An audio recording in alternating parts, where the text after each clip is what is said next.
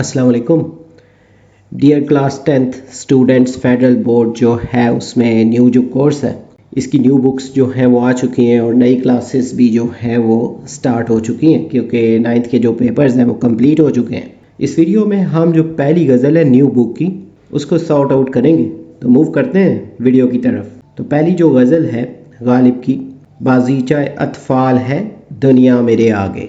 इसमें सबसे पहले जो शायर है ना उनका तारुफ, वैसे तो मिर्ज़ा असदुल्ला ख़ान गालिब जो हैं वो किसी तारुफ के मोहताज नहीं है, शायरी में उनका एक अपना ही मुकाम है, लेकिन ये कुछ लाइनें हैं उनके तारुफ की जो आपको उनकी जो शायरी है उसको और उनके बारे में समझने के लिए, उसके अलावा अशआर की तशरीह में भी और सवाल जो आते हैं ना MCQs वगैरह, तो उनमें भी हेल्पफुल होगा। तो इनका जो तारुफ है, मिर्ज़ा गालिब का पूरा नाम मिर्ज़ा असदुल्ला ख़ान था। वो 27 दिसंबर 1797 को आगरा हिंदुस्तान में पैदा हुए। उनका ताल्लुक़ एक मुअज़्ज़ज़ मुग़ल ख़ानदान से था और उनके वालिद का नाम अब्दुल्ला बेग था। वालिद के इंतकाल के बाद इनकी परवरिश नाना और चचा ने की। वो बचपन से ही ज़हीन, हसास और गैर मामूली शख्सियत के मालिक थे। उन्होंने अरबी, फ़ारसी और उर्दू ज़ुबान में तालीम हासिल की। मिर्ज़ा गालिब का पेशा बुनियादी तौर पर शायरी और नसर निगारी था। उन्होंने दरबार दहली से वसीफ़ा भी हासिल किया।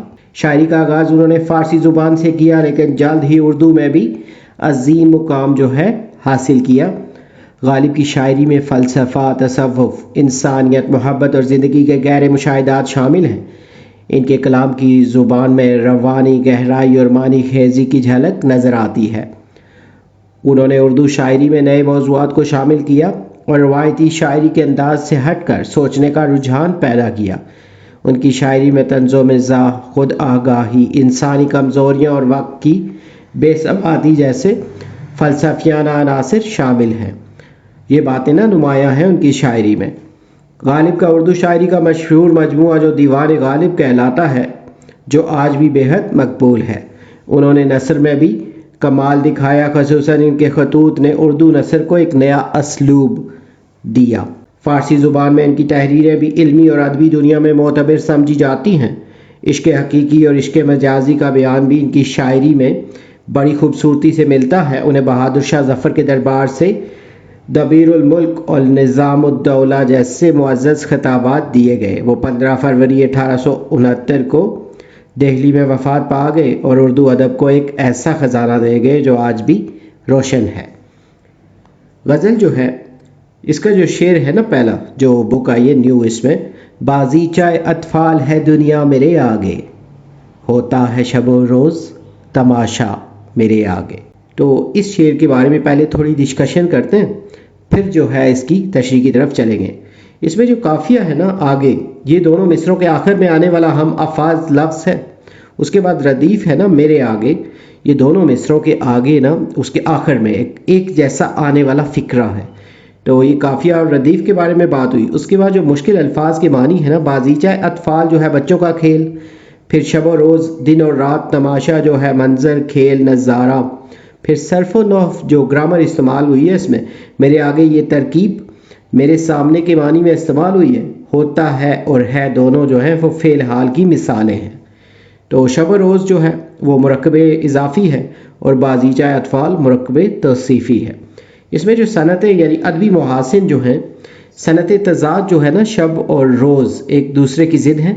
तशबीह दुनिया को ना बच्चों के खेल से तशबीह दी गई है और तकरार जो है ना मेरे आगे की तकरार ने शेर में हुस्न पैदा किया है।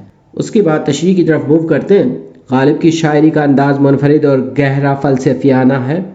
इस शेर में शायर दुनिया की हकीकत बयान करते हुए कहता है कि दुनिया मेरे सामने एक बच्चों के खेल की तरह है, यानी इसकी कोई पुख्ता हकीकत नहीं, ये सब वक्ती और सतही है। जैसे बच्चे खेल में उलझे होते हैं वैसे ही लोग दुनियावी कामों में मशगूल हैं। तो शायर के मुताबिक दुनिया में जो कुछ दिन रात हो रहा है वो सब एक तमाशे की तरह है जो उसके सामने हो रहा है। शायर इस दुनिया को संजीदगी से नहीं लेता, बल्कि वो इसे एक दिखावे और खेल का मैदान समझता है। गालिब दुनिया की नापायदारी, बेसवादी और आर्जी फितरत को बड़ी गहरी सोच के साथ पेश करते हैं। उनके कलाम में सिर्फ शायरी ही नहीं बल्कि फ़लसफ़ा और हिकमत भी शामिल है। ये शेर भी इनकी इसी फ़िक्र का अक्कास है कि दुनिया की हकीकत महज एक तमाशा है जिसका कोई पायदार पहलू नहीं। یہ انداز بیان اور فکر غالب جو ہے اس کی پہچان ہے، اور یہی انہیں جو ہے اردو کے عظیم شعراء میں نمایاں کرتا ہے۔ دوسرے جو شعر ہے اس کی طرف موو کرتے ہیں۔ ایک کھیل ہے اورنگ سلیماں میرے نزدیک، ایک بات ہے اعجاز مسیحا میرے آگے۔ تو یہ جو دوسرا شعر ہے اس کے کچھ جو الفاظ مانیے نا، ایک جو ورڈ یوز ہوا ہے یہ ایک، اور پھر کھیل جو تماشا ہے، بے وقت چیز جو اس کو کھیل کہیں گے۔ اورنگ سلیماں جو ہے حضرت سلیمان علیہ السلام کی بادشاہی، سلطنت، شان و شوکت۔ پھر میرے نزدیک، میری نظر میں، میرے خیال میں، بات جو ہے معمولی چیز، چھوٹی شے، اعجاز مسیحا حضرت عیسیٰ علیہ السلام کا معجزہ جو مردوں کو زندہ کرتے تھے، میرے آگے مطلب میرے سامنے، میری نگاہ میں۔ تو صنعت جہاں پہ جو یوز ہوئی ہے نا، صنعت تضاد، کھیل اور اورنگ سلیماں، بات اور اعجاز مسیحا، یہ دونوں جوڑ جو ہیں وہ تضاد کا حسن پیدا کرتے ہیں۔ اس کے بعد جو صنعت مبالغہ ہے، شاعر نے عظیم چیزوں کو معمولی کہہ کر نا مبالغہ پیدا کیا ہے۔ اس کی جو تشریح ہے نا شعر کی، غالب اس شعر میں اپنی فکری بلندی اور دنیا کی حقیقتوں سے بے نیازی کا اظہار کرتے ہیں۔ وہ کہتے ہیں کہ میری نظر میں حضرت سلیمان علیہ السلام کی عظیم بادشاہی بھی ایک معمولی سا کھیل ہے، اور حضرت عیسیٰ علیہ السلام کا معجزہ جو کہ مردوں کو زندہ کر دینا جیسا عظیم عمل ہے، وہ بھی میرے سامنے محض ایک بات ہے۔ اس کا مطلب یہ ہے کہ شاعر کی نگاہ میں دنیا کی بڑی سے بڑی کامیابی، طاقت اور معجزات کی کوئی خاص اہمیت نہیں۔ وہ روحانی، فکری اور علمی دنیا میں اتنا آگے ہیں کہ مادی دنیا کی حیرت انگیز مناظر بھی ان کی نظر میں معمولی محسوس ہوتے ہیں۔ یہ شعر انسانی فطرت، دنیاوی فریب اور حقیقت زندگی کے گہرے شعور کو بیان کرتا ہے۔ غالب نے اپنی فکری مرتبے کو نہایت سادگی اور خوبصورتی سے بیان کیا ہے۔ نیکسٹ جو شعر ہے، جز نام نہیں صورت عالم مجھے منظور، جز وہم نہیں ہستی اشیاء میرے آگے۔ تو اس کے جو الفاظ معنی ہے نا، جز یعنی حصہ، نام محض نام یا صرف الفاظ جو ہیں، صورت عالم دنیا کی ظاہری شکل و صورت، منظور پسند، قابل قبول، ہم جو ہے وہ مکمل کل۔ اسی طرح ہستی اشیاء، اشیاء کا وجود، چیزوں کا ہونا میرے آگے، میری نظر میں، میری سوچ و فہم میں۔ صنعت جو یہاں استعمال ہوئی ہے نا، صنعت تضاد، جز اور ہم یعنی جزوی اور مکمل کا تضاد۔ اس کے بعد صنعت تکرار، جز کا تکرار دونوں مصروں میں ہوا ہے۔ اس کے علاوہ صنعت مراعات بھی کہی جا سکتی ہیں، کیونکہ نام جو ہے، صورت، ہستی ایک دوسرے سے معنوی ربط رکھتے ہیں۔ اس کے بعد اس کی جو تشریح ہے، غالب اس شعر میں فلسفہ حقیقت و وجود پر اپنی گہری فکر پیش کرتے ہیں۔ وہ کہتے ہیں کہ دنیا کی جو ظاہری صورت ہے جو ہمیں دکھائی دیتی ہے، وہ میرے نزدیک صرف ایک نام ہے، یعنی محض ایک تصور یا خیال ہے، اس کی حقیقت کچھ نہیں۔ میں اسے سچ یا اصل نہیں مانتا۔ میرے پہلے مصرے میں نا وہ کہتے ہیں کہ یہ دنیا جو نظر آتی ہے، جسے ہم دیکھتے اور سمجھتے ہیں، وہ میرے لیے فقط الفاظ کی حد تک ہے۔ وہ کہتے ہیں مجھے صورت عالم یعنی دنیا کی شکل اس لیے قبول نہیں کیونکہ وہ میرے نزدیک صرف نام کا دھوکہ ہے، کوئی حقیقی وجود نہیں ہے۔ دوسرے مصرے میں نا وہ فرماتے ہیں کہ اگر کسی چیز کو میں مکمل حقیقت مانوں تو وہ اشیاء کی موجودہ حالت یا دنیا کی ظاہری ہستی نہیں ہو سکتی۔ ان اشیاء کی ہستی میرے آگے کوئی وقت نہیں رکھتی، یعنی میں ان کو اصل حقیقت نہیں مانتا۔ غالب کے نزدیک جو کچھ نظر آتا ہے وہ سب فریب نظر ہے۔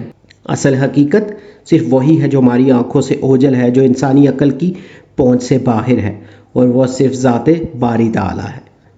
نیکسٹ جو شعر ہے، ہوتا ہے نہاں گرد میں صحرا میرے ہوتے، گھستا ہے جبیں خاک پہ دریا میرے آگے۔ اس کے جو الفاظ معنی ہے، کچھ شعر میں جو کچھ الفاظ یوز ہوئے ہیں نا، ہوتا ہے نہاں چھپ جاتا ہے، گرد دھول غبار، صحرا وسیع و عریض میدان یا ریگستان میرے ہوتے میری موجودگی میں، اور گھستا ہے رگڑتا ہے، جھکتا ہے، جبھی پیشانی خاک مٹی دریا سمندر پانی کی بہت بڑی روانی میرے آگے، میرے سامنے، میری عقل یا شعور کے آگے۔ اس کے علاوہ صنعتیں جو یہاں یوز ہوئی ہیں، صنعت تضاد جیسے گرد اور دریا، صحرا اور خاک، متضاد الفاظ کا استعمال شعر میں معنوی گہرائی پیدا کرتا ہے۔ صنعت مبالغہ جو ہے قدرتی مناظر کو یا مظاہر کو انسان کے آگے جھکانا مبالغہ کی صنعت ہے، اور صنعت استعارہ جو ہے نا، صحرا اور دریا یہاں استعارے کے طور پر استعمال ہوئے ہیں۔ صحرا فطری وسعت اور دریا شان و شوکت کی علامت ہے۔ تو اس کی جو تشریح ہے نا، غالب کے اشعار میں ایک مکمل جہان معنی جو ہے نا وہ پوشیدہ ہوتا ہے۔ جو انہیں صرف ماضی کا نہیں بلکہ ہر دور کا شاعر بناتا ہے، خصوصاً جدید دور کا بھی۔ ان کے خیالات میں وہ وسعت اور گہرائی ہے جو انسانی شعور و وجدان کو چھو لیتی ہے۔ اس شعر میں غالب نے انسان کی عقل، فہم اور شعور کی عظمت کو بیان کیا ہے۔ اگر ہم میرے آگے کو انسان کے فہم و ادراک کی مفہوم میں لیں تو سارا مطلب نہایت خوبصورتی سے واضح ہو جاتا ہے۔ غالب کہہ رہے ہیں کہ صحرا جو اپنے بے کنارہ وسعت میں قدرت کا ایک عظیم الشان شاہکار ہے، وہ میری موجودگی میں میری فہم و فراست کے آگے ماند پڑ جاتا ہے، وہ گرد میں چھپ جاتا ہے، گویا انسانی عظمت کے سامنے اپنی وسعت کو چھپانے لگتا ہے۔ اسی طرح دریا جو اپنے بہاؤ، گہرائی اور طاقت پر فخر کرتا ہے، وہ بھی میری عقل و شعور کے سامنے جھک جاتا ہے، یعنی جب یہ مٹی پر رگڑتا ہے گویا سجدہ ریز ہو جاتا ہے۔ یہ شعر انسانی شعور عظمت کا اعتراف ہے۔ وہ انسان جس نے ویران صحراؤں کو آباد کر دیا، دریاؤں کے رخ موڑ دیے اور دنیا کے چہرے کو بدل کر رکھ دیا، اس کی عظمت کا یہ مظاہر قدرت بھی اعتراف کرتے ہیں۔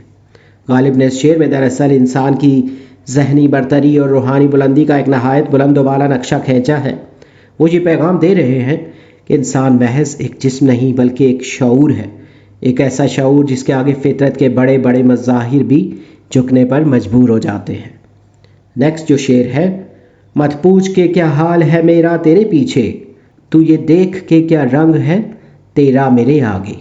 اس کے جو الفاظ مانی ہیں نا اس شعر میں، مت پوچھ سوال نہ کر، نہ پوچھ کیا حال ہے، میری کیفیت کیسی ہے، تیرے پیچھے تیری جدائی کے بعد، تو یہ دیکھ، تو بس یہ دیکھ لے کیا رنگ ہے، کیا کیفیت، حالت یا چہرے کا رنگ، تیرا مطلب تمہارا، میرے آگے میرے سامنے۔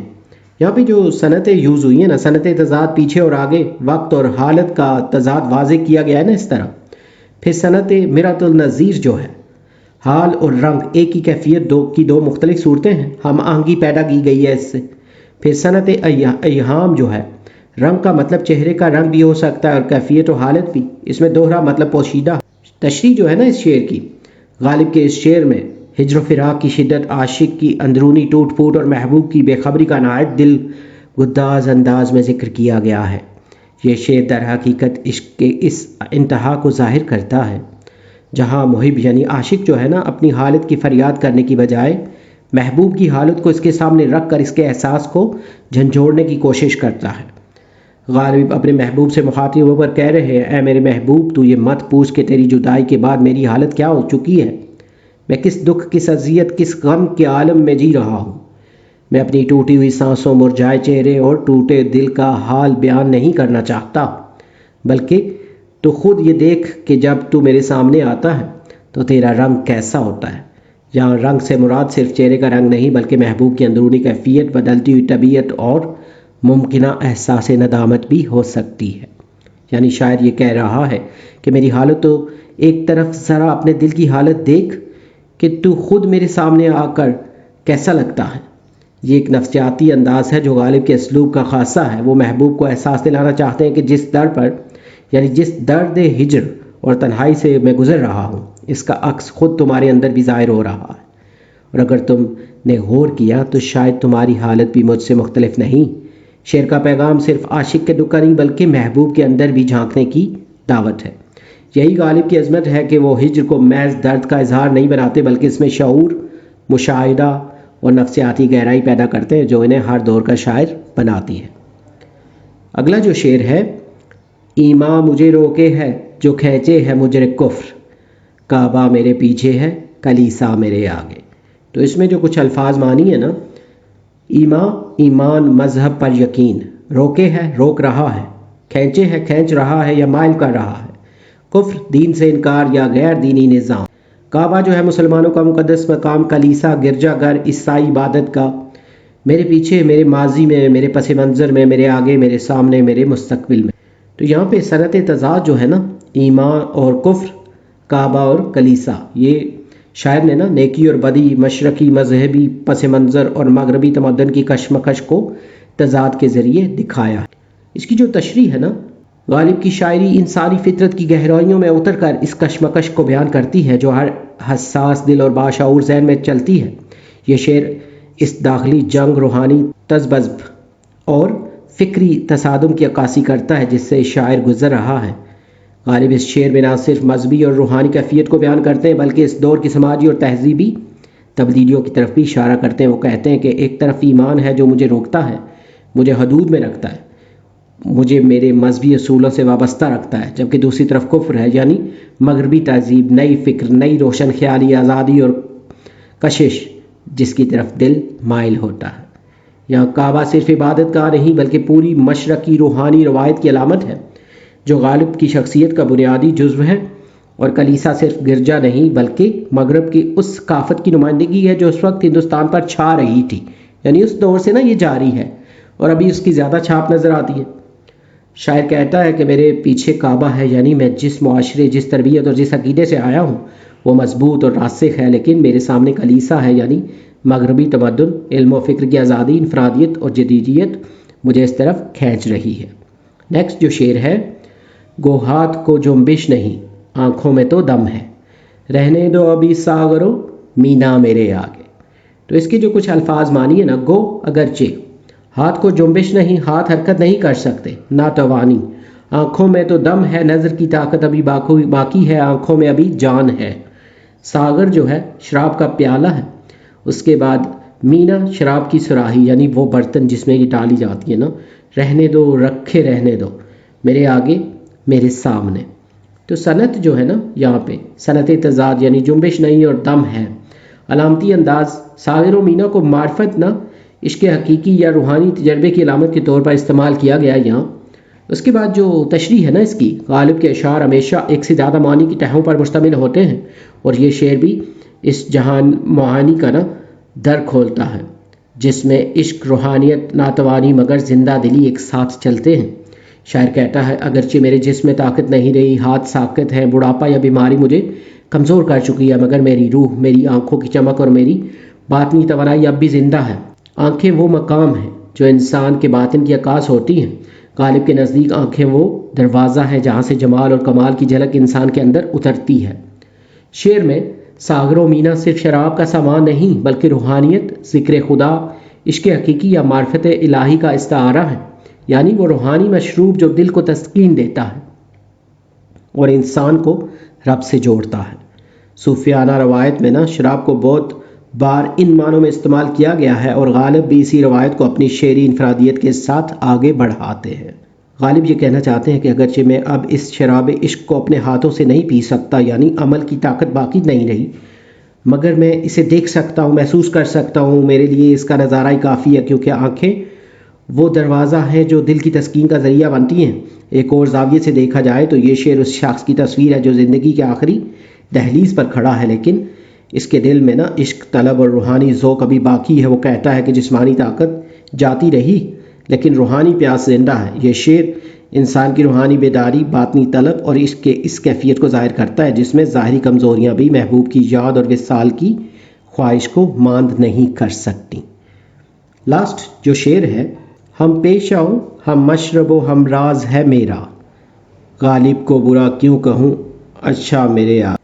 تو الفاظ معنی جو ہے نا اس کے، ہم پیشہ ایک ہی کام یا پیشے والا نا، ہم مشرب ساتھ بیٹھ کر پینے والا یا نظریاتی طور پر ایک جیسا آپ کہیں گے نا، ہم راز رازدار دل کی بات جاننے والا غالب شاعر خود یعنی مرزا غالب جو ہیں، برا کہنا، برائی کرنا، تنقید کرنا، اچھا میرے آگے یعنی میرے سامنے اچھا ہے نا، یعنی طنزیہ انداز میں کہتے ہیں۔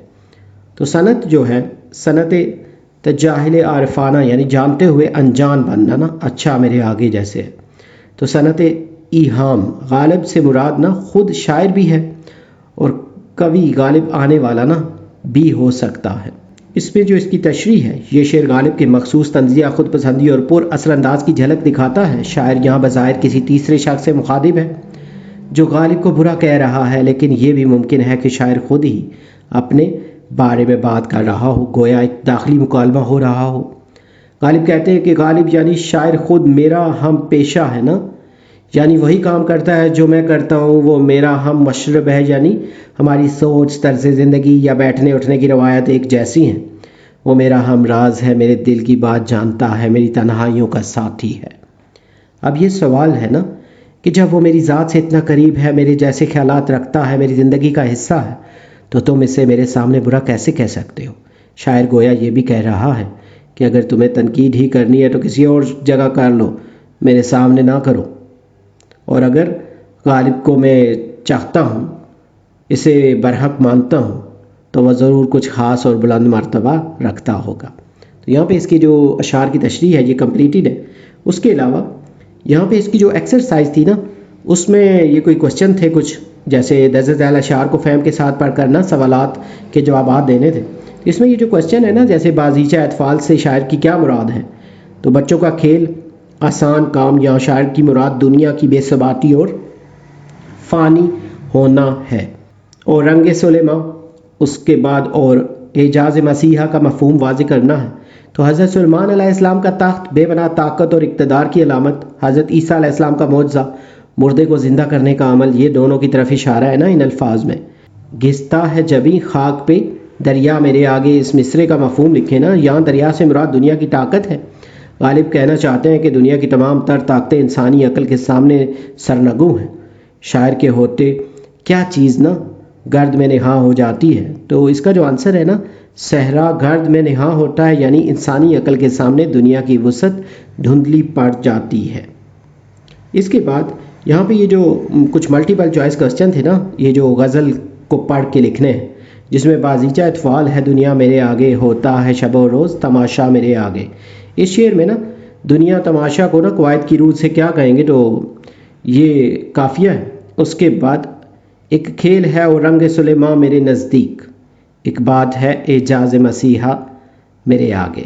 تو اس شعر میں نا رنگ سلیماں اور اعجاز مسیحا کو قواعد کی روح سے کیا کہیں گے، تو یہ تلمیح ہے۔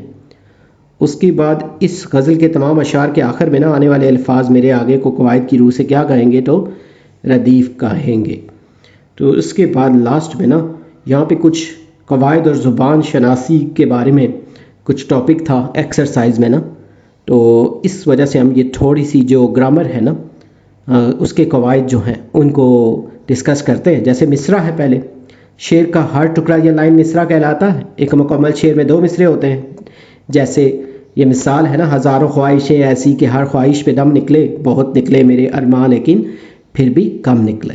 اس شعر میں نا دونوں لائنیں جو ہیں یہ مصرع کہلاتی ہیں۔